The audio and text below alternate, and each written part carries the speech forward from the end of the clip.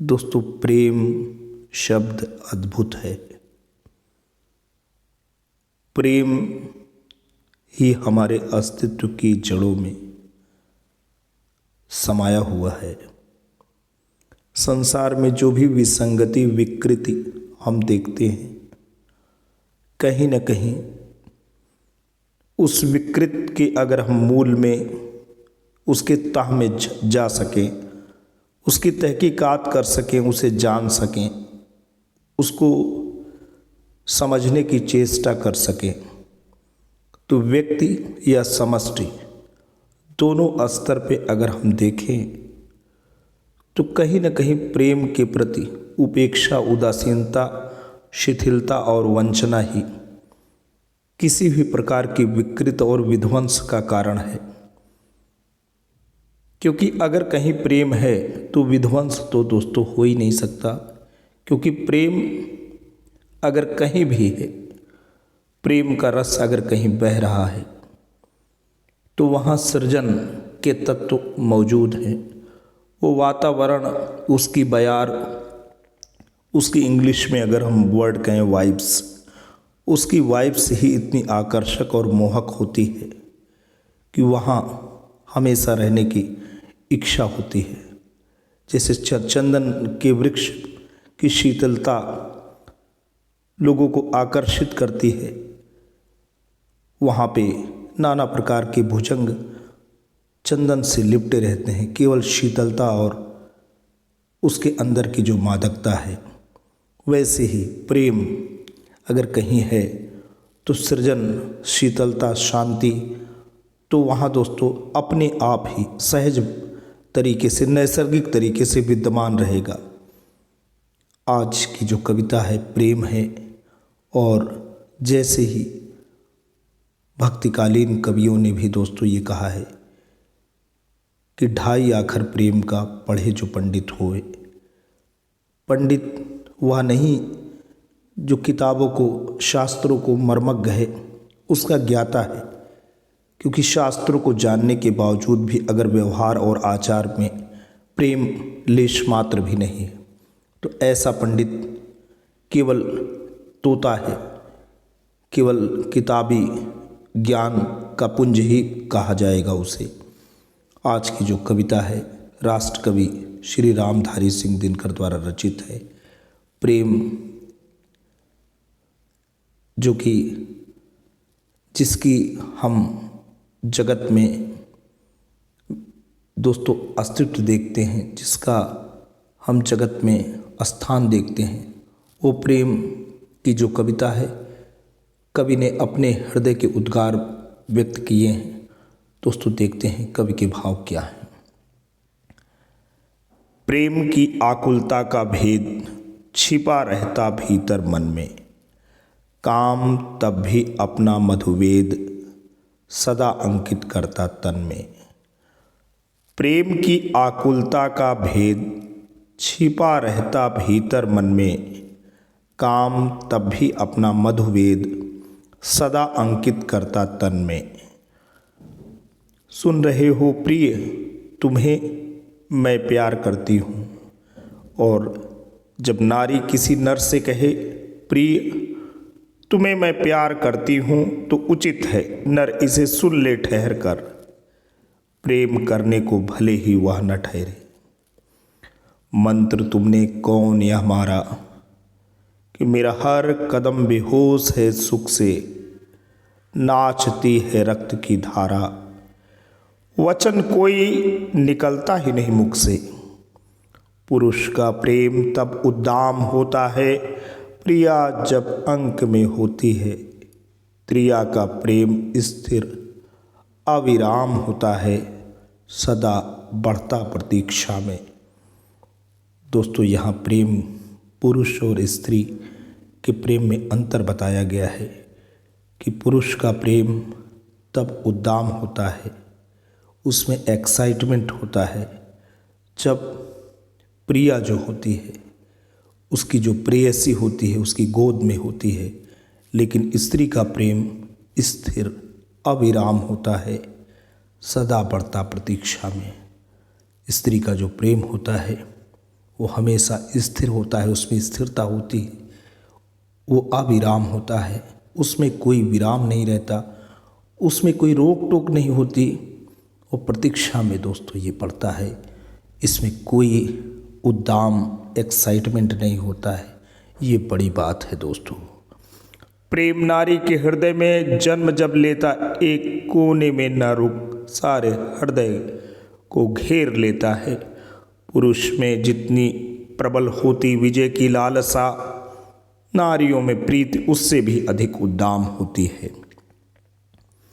तो दोस्तों, नारी के हृदय में जब प्रेम जन्म लेता है तो वो एक कोने में नहीं रहता, पूरे हृदय को ही घेर लेता है।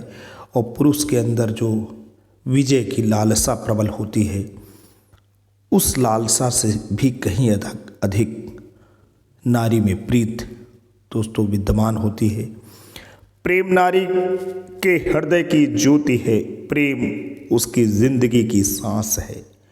प्रेम में निष्फल त्रिया जीना नहीं फिर चाहती।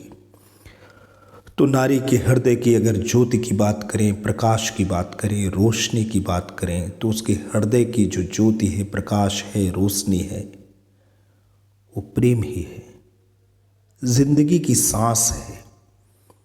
उसके पूरे की पूरे जिंदगी में जैसे प्राण वायु का स्थान है, बिना प्राण वायु के एक क्षण भी जीना दोस्तों जैसे दूभर है, वैसे ही प्रेम के बिना नारी की जिंदगी निष्प्रयोज्य है, बेकार है। प्रेम में निष्फल त्रिया जीना नहीं चाहती। और आप दोस्तों देखते हैं, अक्सर वाकया आते हैं कि प्रेम में जो निष्फल जो स्त्रियां हैं, वो अपनी जीवन लीला ही समाप्त कर डालती हैं। शब्द जब मिलते नहीं मन के, प्रेम तब इंगित दिखाता है। बोलने में लाज जब लगती, प्रेम तब लिखना सिखाता है। शब्द जब मिलते नहीं मन के, प्रेम तब इंगित दिखाता है। बोलने में लाज जब लगती, प्रेम तब लिखना सिखाता है। तो दोस्तों, शब्द नहीं मिलते तो प्रेम संकेत से अपनी बात करता है, और जब बोलने में लाज लगती है तो प्रेम लिखना सिखाता है। पुरुष प्रेम सतत करता है, पर प्रायः थोड़ा थोड़ा। पुरुष प्रेम सतत करता है, पर प्रायः थोड़ा थोड़ा। नारी प्रेम बहुत करती है, सच है, लेकिन कभी कभी। तो दोस्तों, ये पुरुष के प्रेम और नारी प्रेम में अंतर है। पुरुष सतत प्रेम करता है, लेकिन थोड़ा थोड़ा। नारी प्रेम बहुत करती है, सच, लेकिन कभी कभी। आगे चलते हैं। स्नेह मिला तो मिली नहीं क्या वस्तु तुम्हें। स्नेह मिला तो मिली नहीं क्या वस्तु तुम्हें। नहीं मिला यदि स्नेह बंधु, जीवन में तुमने क्या पाया। स्नेह मिला तो मिली नहीं क्या वस्तु तुम्हें। दोस्तों, लोग नाना प्रकार की चीज़ों की संग्रह और उसकी आकांक्षा में जीते हैं, लेकिन जो सहज चीज़ें मिलती हैं उसकी कभी कदर नहीं करते। यहाँ यही कवि कह रहा है कि स्नेह मिला तो मिली नहीं क्या वस्तु तुम्हें। नहीं मिला यदि स्नेह बंधु, जीवन में तुमने क्या पाया। नाना प्रकार की चीज़ों का संग्रह कर लें, नाना प्रकार की चीज़ों के माध्यम से जाने जाएं, लेकिन अगर प्रेम जीवन में उसका अभाव है, प्रेम करने वाले लोग ही आपके आसपास नहीं हैं, आत्मीय जनों का प्यार नहीं मिलता, उनकी कृपा नहीं मिलती, उनका संरक्षण नहीं मिलता, वो आसपास आपके होते नहीं, तो दोस्तों जीवन में तो वाकई कुछ नहीं है, जीवन निष्फल ही रहेगा। आगे चलते हैं। फूलों के दिन में पौधों को प्यार सभी जन करते हैं। फूलों के दिन में पौधों को प्यार सभी जन करते हैं। मैं तो तब जानूंगी जब पतझड़ में भी तुम प्यार करो। जब ये केश श्वेत हो जाएं, जब ये केश श्वेत हो जाएं और गाल मुरझाए हों, बड़ी बात हो रस्में चुम्बन से तब भी सत्कार करो। दोस्तों, समय समय की बात है। यौवन का जब उन्माद होता है तो उसके प्रति आकर्षण उद्दाम होता है। यही बात यहाँ हो रही कि फूलों के दिन में पौधों को प्यार सभी जन करते हैं। मैं तो तब जानूंगी जब पतझड़ में भी तुम प्यार करो, जब ये केश श्वेत हो जाएं और गाल मुरझाए हों। बड़ी बात हो रस्म चुंबन से तब भी सत्कार करो। 10वां जो भाव है दोस्तों वो ये है कि प्रेम होने पर गली के श्वान भी काव्य की लय में गरजते भौंकते हैं। दोस्तों प्रेम होने पर गली के श्वान यानी कुत्ते भी काव्य की लय में गरजते भौंकते हैं। तो यहाँ पे प्रेम केवल मानव मात्र की चीज़ नहीं है, प्राणी मात्र की बात हो रही है कि प्रेम होने पर गली के श्वान भी काव्य की लय में गरजते भौंकते हैं। दोस्तों बिल्कुल पालतू जो श्वान हैं, कुत्ते हैं, उनकी जो भाषा प्रेम की होती है वो एकदम अलग होती है। उनका जो लय होता है भौंकने का या बात करने का वो काव्यमय होता है। प्रेम की आहट आप बिल्कुल देख सकते हैं। ऐसे पालतू कुत्ते जो कि घर में पाले हुए होते हैं, जब मालिक काफ़ी समय बाद मिलने के लिए आते हैं तो आप बिल्कुल उनकी भाषा प्रेम में सुन सकते हैं, महसूस कर सकते हैं। प्रातःकाल कमल भेजा था शुचि हिमदौत समुज्ज्वल, और सांझ को भेज रहा हूँ लाल लाल ये पाटल। दिन भर प्रेम जलस सा रहता शीतल, शुभ्र असंग, पर धरने लगता होते ही सांझ गुलाबी रंग। प्रातःकाल कमल भेजा था शुचि हिमदौत समुज्ज्वल, और सांझ को भेज रहा हूँ लाल लाल ये पाटल। दिन भर प्रेम जलस सा रहता शीतल, शुभ्र असंग, पर धरने लगता होते ही सांझ गुलाबी रंग। दोस्तों प्रेम के विभिन्न रूप किस प्रकार से बदलते हैं उसकी बात कवि कर रहा है। उसका भी भाग्य नहीं खोटा जिसको ना प्रेम प्रतिदान मिला, छू सका नहीं पर इंद्रधनुष, शोभित तो उसके उर में है।